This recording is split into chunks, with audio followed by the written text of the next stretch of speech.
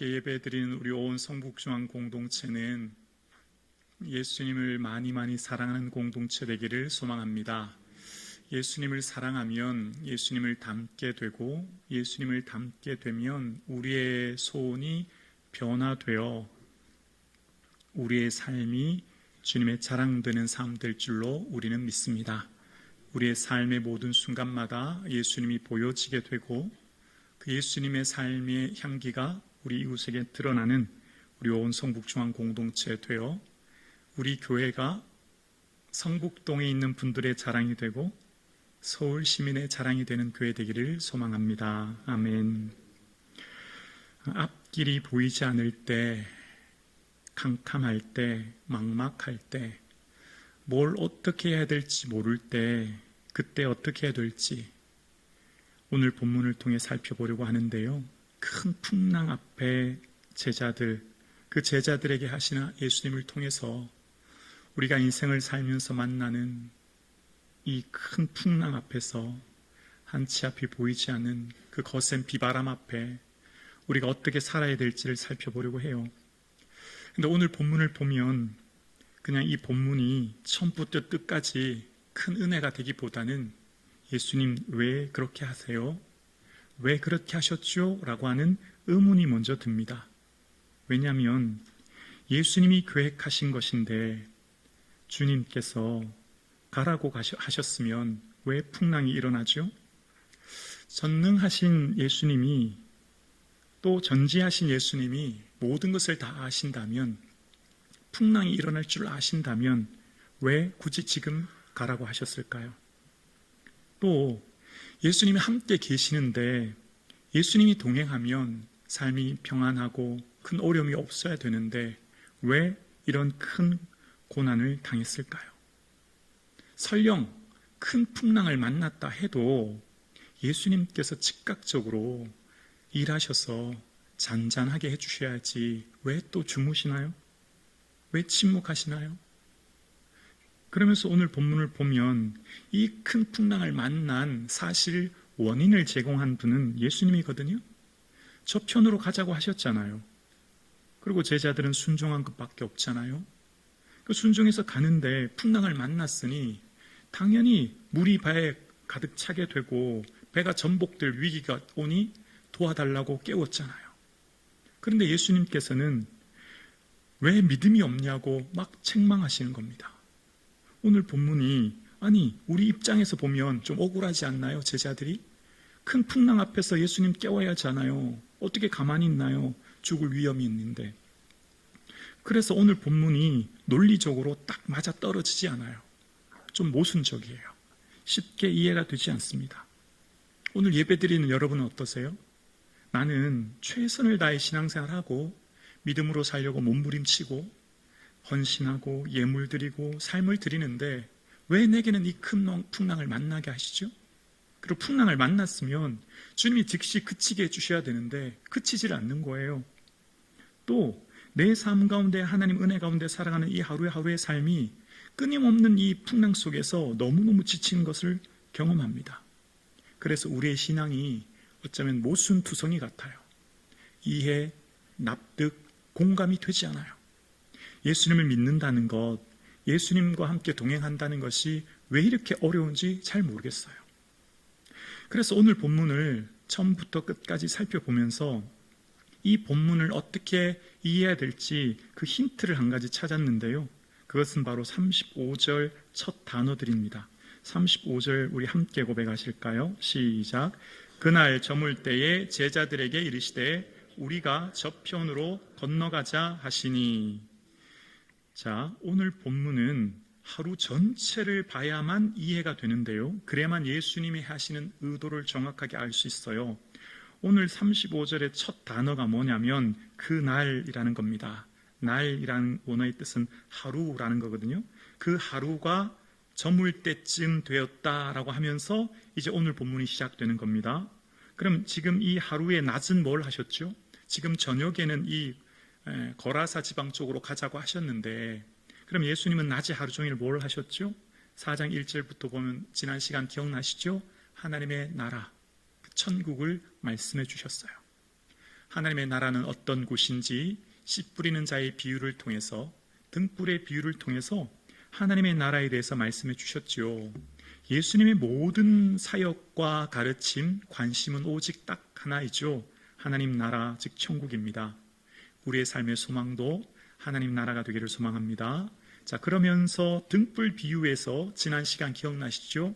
등불의 중요한 원리는 위치라고요.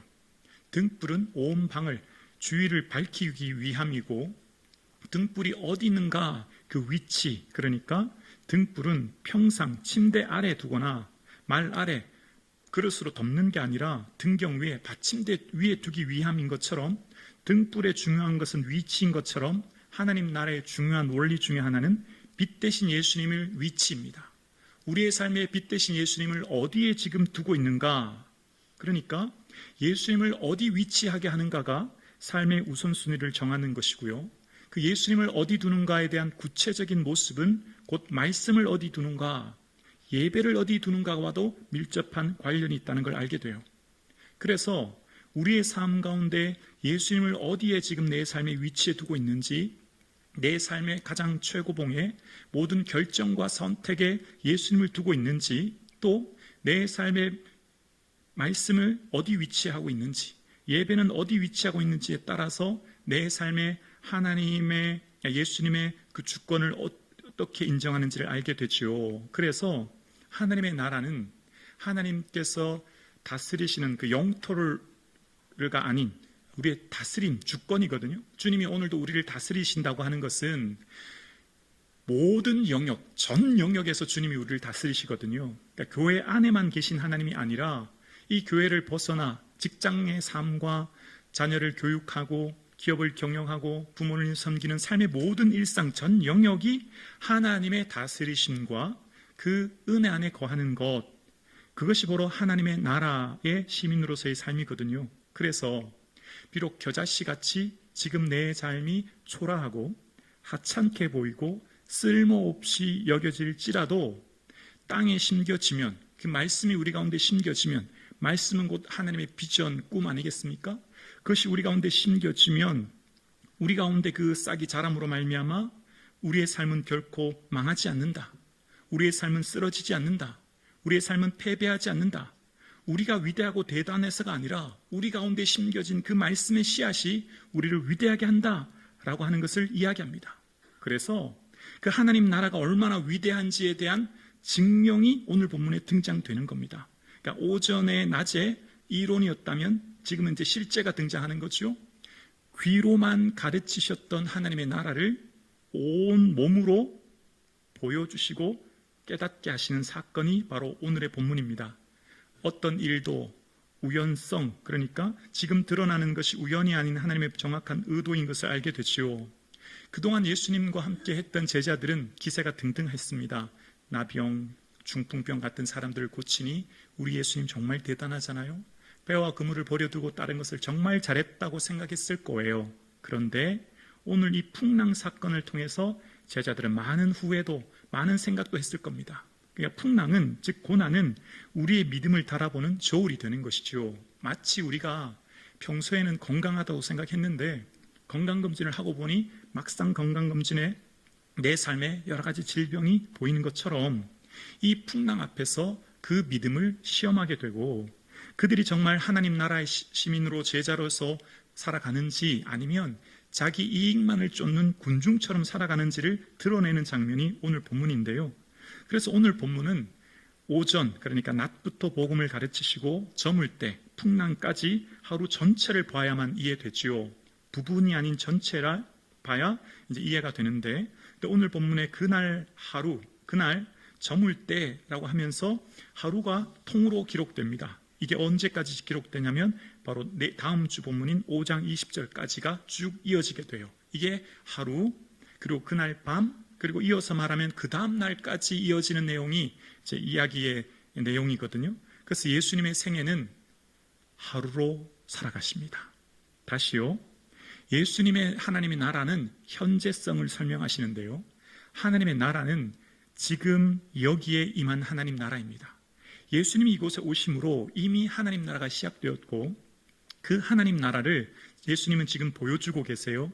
그래서 예수님은 하루를 살아가십니다. 여러분, 우리가 구약을 읽으면 구약의 특징은 날짜가 카운트된다는 거예요. 예를 들면 이스라엘이 애굽에서 나올 때 2년 1월 1일, 2년 2월 20일, 40년 11월 1일 같은 구체적인 날짜가 카운트되면서 기록됩니다. 근데 신약을 보시면 예수님의 공생애가 3년이지요. 이 3년이란 것은 요한복음 2장, 6장, 11장에 6월절을 3번 지나기 때문에 3년으로 이제 알게 되지요. 그러면 3년이면 1000일이 넘지 않습니까?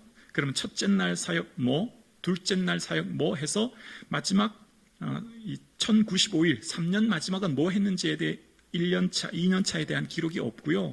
거의 대부분의 기록은 그날이라고 표현되고 하루로 기록되는 것을 보게 됩니다. 그러니까 하나님 나라의 현재성, 즉 예수님은 하루를 사시는 거예요. 그날 주어진 삶의 자리를 충실히 살아가시는 예수님을 보면서 예수님은 그날 사역하시는 모든 사역에 제한을 두지 않아요. 예수님을 향해 찾아오는 사람에게 오늘은 여기까지, 이제 그만 문 닫습니다, 그만 오세요 라는 게 없습니다. 1장 32절에도 보면 저물 때 해질녘에 모든 병자와 귀신들이 예수님께 몰려왔대요. 얼마나 많은 사람들이 왔을까요? 그럼 예수님도 좀 쉬셔야 되잖아요. 예수님도 이제 안식을 취해야 되잖아요. 그럼 번호표 뽑고 5시까지 퇴근이 없다는 거죠. 오는 모든 사람들은 다 고쳐주셨어요.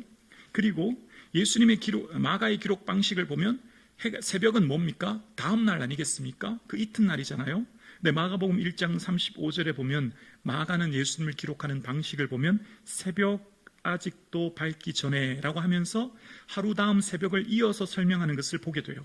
하루를 분리하지 않고 연결해서 설명하면서 이틀로 나뉘지도 않습니다. 그러니까 예수님은 하루를 사시는 거예요. 뭘 말씀하시는 거죠? 예수님은 현재를 살아가시는 거예요. 하나님 나라의 현재성인 것이죠.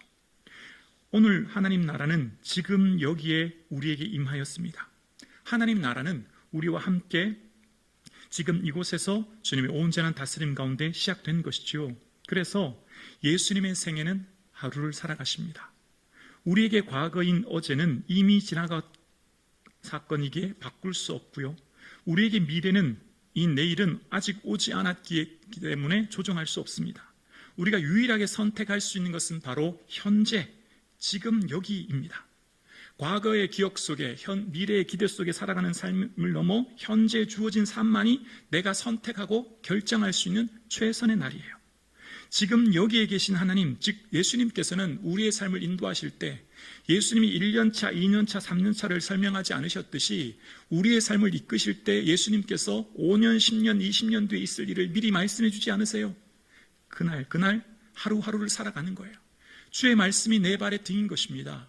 바로 한 걸음 앞을 보여줄 수 있는 등 말입니다. 예수님은 우리의 삶을 먼 미래가 아니라 지금 여기에 하루하루를 살아가라 말씀하시는 거예요. 그래서 우리가 주와 함께 걸어가는 삶이 주와 같이 길 가는 것 즐거운 일 아닌가. 한 걸음 한 걸음 주 예수와 함께 한 걸음 한 걸음 살아가는 겁니다. 지금 여기에. 그래서 앞으로 오지 않은 내일의 염려를 내일에게 맡기라는 거예요. 내일 일은 내일 염려하게 맡기라는 겁니다. 그래서 주어진 지금 여기의 삶을 살도록 주님께서 말씀하시는 거예요. 함께 예배하는 사랑하는 성도님, 하나님의 나라는 지금 여기에 우리와 함께 계신 주님과 함께 동행하며 주님이 내게 주신 은혜를 기억하며 감사하며 기뻐하며 하나님 주시는 자유를 누리는 것입니다. 오늘 함께 예배하는 우리 온 성북중앙 공동체는 지금 여기에 우리와 함께하고 계신 주를 바라보고 주와 함께 주시는 충만한 기쁨을 누릴 수 있기를 주님의 이름으로 축복합니다.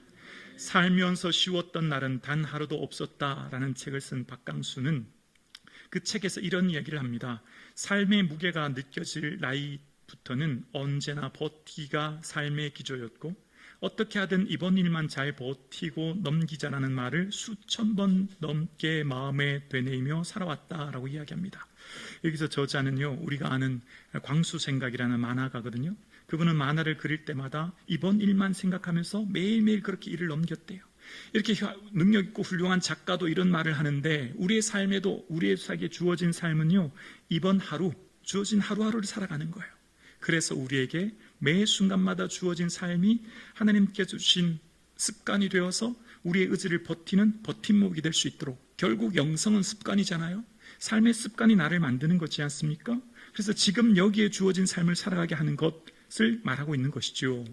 그런데 우리의 삶을 참 힘들고 어렵게 하는 것, 우리를 가두는 것이 있거든요. 우리를 좀 부자연스럽게 하고 우리가 세상을 보는 잘못된 시각으로 말미암아 현재의 내 삶을 어렵게 하는 것, 요즘 말로 말하면 프레임이라고 하죠. 틀이라고 합니다.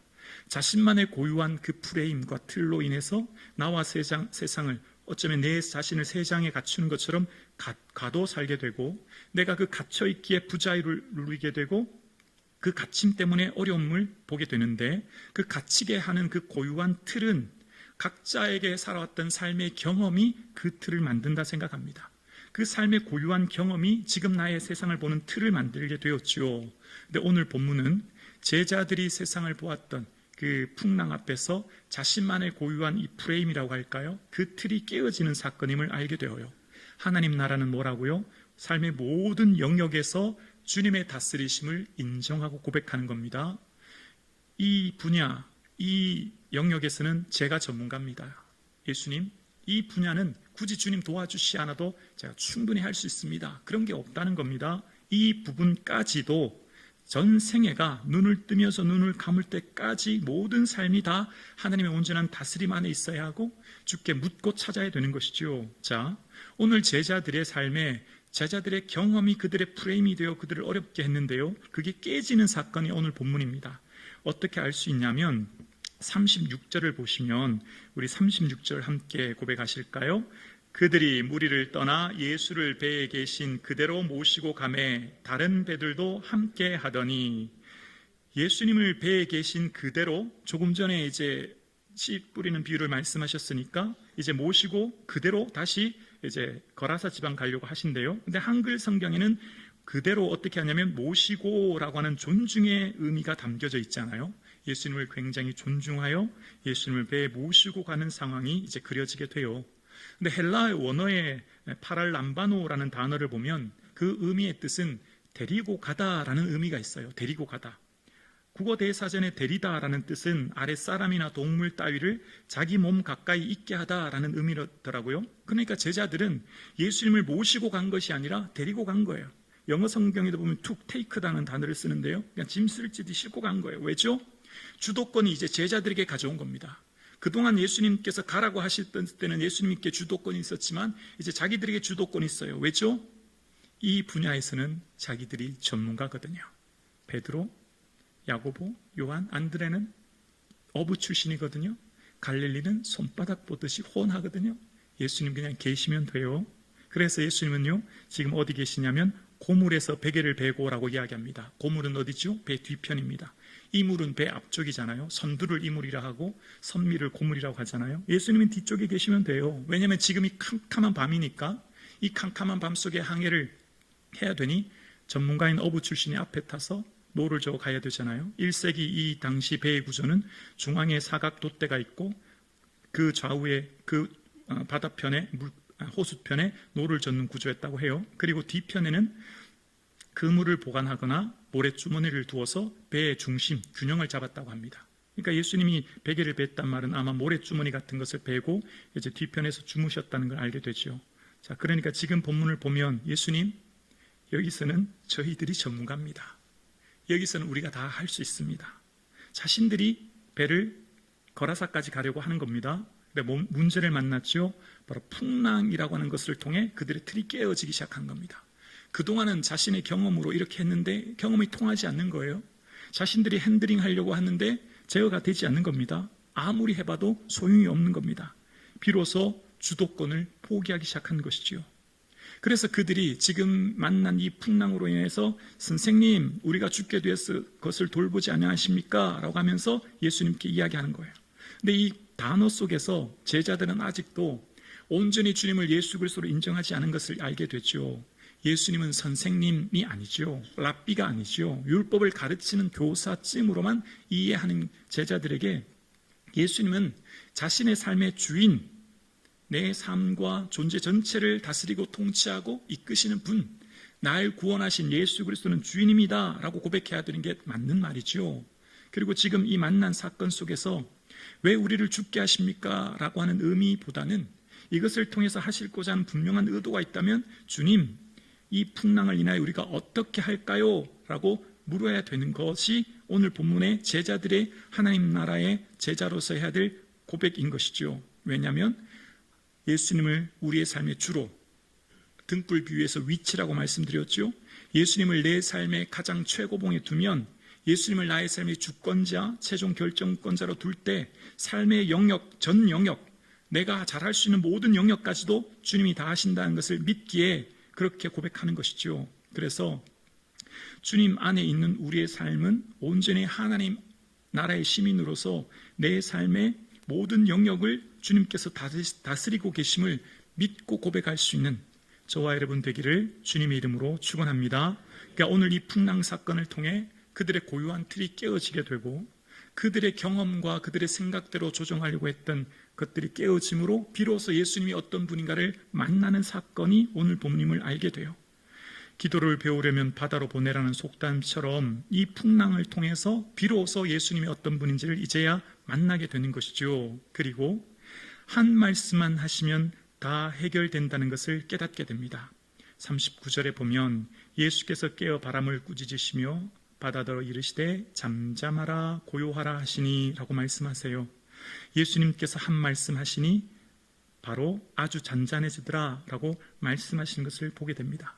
예수님은 자연뿐만 아니라 초자연적인 사건, 질병뿐만 아니라 귀신까지 모든 것을 다 주님께서는 그 다스림 안에 주님의 통제 아래 있음을 이 39절을 통해 발견할 수 있는데요.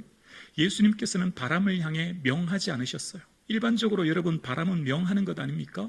꾸짖다라는 표현은 어떤 인격체에게 하는 것 아닐까요? 또 바람을 향해서 잠잠하라가 아니라 잔잔하라가 맞는 것 아닙니까? 고요하고 잔잔하라가 맞잖아요. 그런데 예수님은 지금 잠잠, 즉 조용하라, 침묵하라 말씀하시는 겁니다.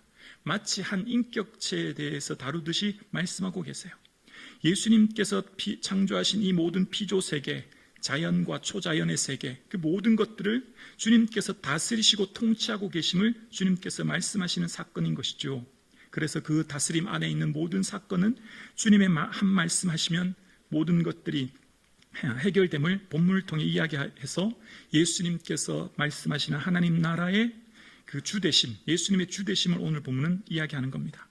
함께 예배하는 우리 온 성북중앙 공동체 여러분, 우리의 삶의 모든 전 영역에 예수 그리스도의 주되심을 고백하고 주님께 내 삶을 맡기고 주께 묻고 찾는 저와 여러분 되기를 주님의 이름으로 축복합니다. 서론부터 다시 얘기하자면 하나님의 말씀하신 이 사건이 모순투성이고 논리적이지 않아 이해되지 않는 사건 앞에 우리는 큰 풍랑 앞에 예수님의 한 말씀, 그 말씀이 제자들의 모든 풍랑이 잠잠해지게 되고 비로소 예수님이 어떤 분인가를 발견한 것을 우리는 본문을 통해 깨닫습니다. 우리는 지난 새벽 욥기를 묵상하면서 욥기의 그 고난의 원인에 대해서 끊임없이 하나님께 질문하고 찾았는데 그 원인에 대한 그 질문에 하나님께서는 답하시기보다 그러니까 욥에게 말씀하셨던 하나님께서는 욥에게 충분한 답변을 하셨거나 욥에게 질문하는 것을 답변하시기보다는 하나님께서는 오히려 창조주 되심을 이야기하고 오히려 피조 세계를 설명하고 계신 걸 보게 됩니다. 어쩌면 욥이 하나님 앞에서 주님 저는 그런 질문하지 않았고요. 제가 궁금한 건 이런 거거든요 라고 할 수 있는데 웬일인지 이후에 보면 욥은 내가 귀로 듣던 주님 눈으로 배웁습니다 라고 하면서 전적으로 변화되어지고 이제 내 손을 입으로 가릴 뿐입니다 라고 하면서 변화되고 바뀐 욥을 발견하게 됩니다. 하나님의 그 통치와 다스림 안에 인간이 얼마나 무지하고 연약한 것임을 깨닫게 되었고 자신의 이해의 범위를 넘어서는 하나님 앞에서 그 임재 앞에 경험하는 하나님의 은혜를 이야기하고 있어요. 그래서 말씀을 통해 보면 하나님의 그 은혜 앞에 서게 되면 논리로 합당하게 이해되는 사건으로 우리의 삶을 살아가는 것이 아니라 우리의 삶의 고난을 이기는 힘은 하나님의 임재입니다. 하나님의 충만한 임재를 경험하면 그동안의 의심이 사라지게 되고 납득, 이해, 공감이 되지 않아도 수용할 수 있는 은혜를 누리게 되고 그 문제를 넘어서는 자유를 경험하게 돼요. 문제는 그대로 있는데 고난은 그대로 있는데 그것을 넘어설 수 있는 은혜를 경험하게 되는 것이죠. 오늘 함께 예배하는 저와 여러분 다 경험하지 않으시나요? 문제 앞에 하나님 앞에 엎드리면 때로는 하루 이틀, 때로는 1주, 2주 시간이 지날지 몰라도 반드시 하나님께서 말씀해 주시는 것을 우리는 경험해요. 그런데 그 딱 한 말씀을 들으면요, 우리의 모든 삶의 응어리가 풀리고 우리의 삶의 모든 고난을 이길 힘을 얻게 되고 내 영혼이 소생하게 되는 은혜를 얻게 되고요, 그 딱 한 말씀 들었을 때 벅차오르는 감격과 눈물과 콧물이 쏟아지는 것을 우리 모두가 경험하잖아요.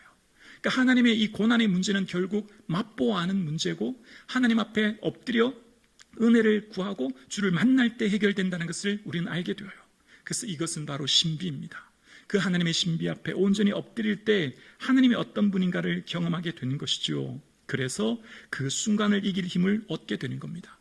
오늘 함께 예배하는 우리 온 성북중앙 공동체 여러분, 지금 우리가 만난 이 풍랑이 이해되거나 납득되거나 공감될 수 있는 문제가 아닐지라도 우리는 주님 앞에 엎드릴 수 있기를 주님의 이름으로 축원합니다.